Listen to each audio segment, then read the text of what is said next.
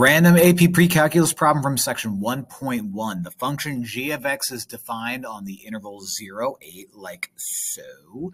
Based on the values in the table, where is the function increasing? Now, the function increasing just means that if you have a picture, it's going to go up and to the right. It has nothing to do with concavity.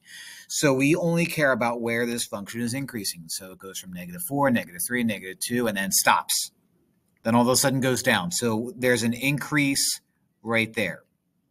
Then from here to here, it decreases some more. Now we go from -6 to -3. It's increasing, and then stops again.